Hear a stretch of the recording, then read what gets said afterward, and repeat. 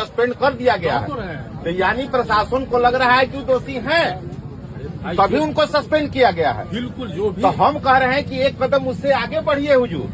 भारत की जो कानून व्यवस्था है उसके हिसाब से जिसके ऊपर लोग कहते हैं, कई बार लोग कहते हैं कि देखिए मेरे भाई की हत्या कर दिए हैं, और तुरंत पुलिस क्या करती है, हमारे कहने के बाद उसके ऊपर एफआईआर करती है, उनके ऊपर केस चलता है, बाद में जांच होता है कि दोषी हैं कि नहीं है। पहला काम है एफआईआर करना। बिल्कुल सर, आपकी बात छोड़ दिया, कुछ बोले एकदम कहिए सर, सुनेंगे। और ये सारा चीज ये सब चीज जो है सारा चीज रोडे पे होगा, एकदम नहीं होगा। हम गलती है, लेकिन हम बताते हैं क्यों गलती है। जब देखिए ना हम बताते हैं सर, हम क्यों गलती कर रहे हैं, हम ये बताते हैं कि हम दोष क्यों कर रहे हैं।